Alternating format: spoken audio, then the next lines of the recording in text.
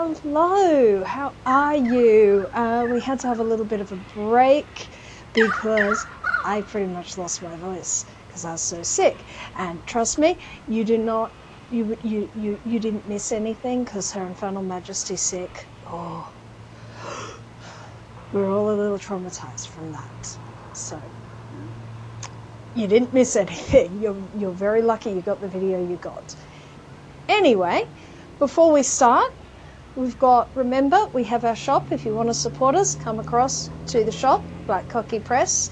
And we have t-shirts. And we have books to help you with your writing. And we have other products to help you with your writing. And we have brand new pre-orderable. It's available for pre-order at the moment. You will get 20% off the retail price if you pre-order. If you buy it once it's been released, which is on July 1st, you still get a 10% discount off the Black Cockie Press shop when you order this book. Really, really exciting. First time it's been available in paperback, so go out and get it. It's sci-fi comedy. If you like Red Dwarf, if you like Rick and Morty, if you like Hitchhiker's Guide to the Galaxy, you will love this book. Yeah, so it had previously only been in ebook, but now we are getting the full trilogy out in print, and this one's the start. So catch it and see what the fuss is about. Alrighty, that's that. That's all our big advertising thing. So what are we talking about this week? Well, this week is the video I would have liked to have done last week, but we weren't able to do it last week because I was really, really sick. And this week, and I went out and I looked for something with a rainbow on, and I couldn't find something with a rainbow on because it is Pride Month this month. And because it's Pride Month, I thought that I would highlight, and this doesn't mean that we're not going to do any of these writers in the future. We actually probably will do some of these writers in the future because they're quite interesting, but I thought I would highlight some LGBTQAI plus Australian writers. So these are writers who I read because they're really great writers, they're great Australian literature. They just also happen to be LGBTQAI plus. So let us get started. First person we're going to have a look at is Dorothy Porter. Dorothy Porter is sadly no longer with us. She's primarily a poet, but she wrote novels in verse. This is a novel in verse. This one is The Monkey's Mask. It is a it's a thriller. It's a thriller, a lesbian thriller.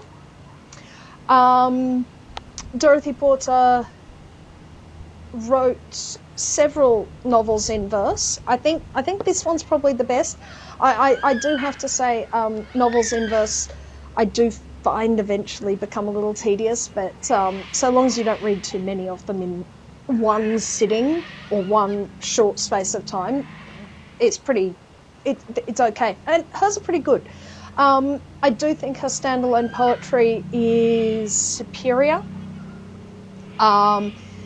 Myself, that's personally, but she is well worth checking out. She died a few years ago, so sadly she's no longer with us. She died in her 50s, so too early really.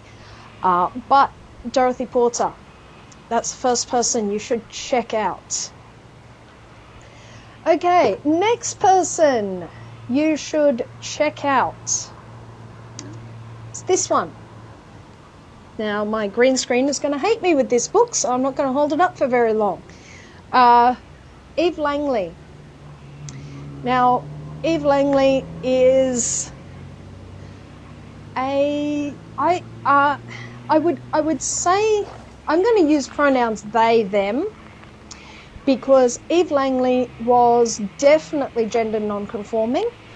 I am not certain whether or not they would have quantified themselves or described themselves as gender non-binary. I'm not sure. But the Pea Pickers which is one that I haven't had a chance to read yet, but Eve Langley is definitely worth speaking of. In fact, I think we actually need to not speak of them as Eve Langley, because they are buried in Katoomba Cemetery, having legally changed their name to Oscar Wilde. And that's the name that they are buried under. That's the name that they went by for the latter part of their life. So very, very interesting individual there. Now, the Pea Pickers is about a pair of sisters who dress as men to get work during the Depression. So they're adopting a gender non-conforming form of dress, this is from the 1940s. This is from 1942. So this is a story that's happening in Australia in the 30s during the Depression. Okay, so there are not a lot of stories about this sort of lifestyle, this sort of world. So definitely one to have a look out if you are interested in the life of a gender non-conforming person. So books you'll find under Eve Langley, but they preferred to go by Oscar Wilde. So definitely one to check out. I will be reading this, and I'll bring this book to you properly in the future. Next one we have... Sorry, I've got a pile of these. Next one we have is Robert Dessay. Now, I primarily know Robert Dessay from his collections of essays. He also wrote a memoir. He was an adopted child, and so he's written a memoir about that called A Mother's Disgrace. Robert Dessay is also a man living with a HIV status. He's had that for quite some time. He's open about that. It's not a secret. But he writes from our perspective, he writes beautifully, and he writes very interestingly. He's well worth having a look at, especially if you like more personal essay type of writing. Check out Robert Dessay. Next person is David Malouf. He's from up in Queensland. He is another person who is primarily a poet. So David Malouf is primarily a poet. This one is Ransom. This was actually the first David Malouf I ever read. I've also read Fly Away Peter, which is set during the First World War. Very skinny little book, very, very poetic. He doesn't write huge books, but his writing is really exquisite. He really has that poetical sensibility when you read his writing. This one, Ransom, is about the end of the Iliad, the Priam going to Achilles to ransom his son's body from Achilles, Hector's body. So that's what this one's about. And it's a beautiful book, well worth reading. Get a hold of it if you can. Finally, we have the King of Queens. Sorry, Patrick. The King of Australian literature. I couldn't help that. And probably it's the one book where he is most explicit in terms of examining gay culture. Patrick White very rarely does this. He he lived with his partner like an old married couple most of his adult life. It's no great surprise that Patrick White is gay. I've hardly let the cat out of the bag there. But the Twineborn Affair is a really interesting book. Eddie and Eudoxia Twineborn lives part of their life as a man, and actually in a straight relationship, lives part of their life as a woman with a man or with other men. It's a really fascinating book. It is... Now, when you look at someone like Patrick White had an older-fashioned notion of homosexuality and his own identity in that regard. So he doesn't talk... His book is not using more modern concepts of gay as its starting out point, because he is from that older generation. But there isn't another book like this in Australia. I actually can't think that there's another book like this anywhere. It is quite remarkable. I think one of the things that really got me about this one is, for a lot of and I'm sure people will know this if they've had a look at that older gay content, books with gay characters in, end up with at least one of the partners being killed or something like that happening. Often being killed, I'm thinking of, and people being miserable and that being terrible. But while this book does end with the end of Eddie Eudoxia's life, it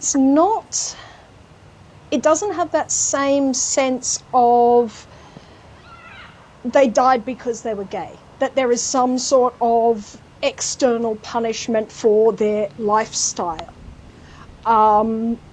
So in that way, I think it is a really interesting book, because it is written at a time when when the acceptability is starting to turn.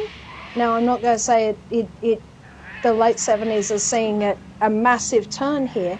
However, it is starting to turn. You're not getting that sense of this has to be punished that you get in earlier works. And another thing, you're all going to say, well, what about Sumner Locke Elliott? I read Fairyland. I did not include Fairyland, partly because I don't have Fairyland anymore, but mostly I didn't include Fairyland because it is so self-loathing. It is so incredibly self-loathing, and that's why I read it and I thought, this is not something that, although it's interesting, it's not something that I want to put up for Pride Month. And that's I'd say the big difference between this. This is not a self-loathing book. Sumner Locke Elliott's book was written 20 years after this, and it's self-loathing. This is not a self-loathing book.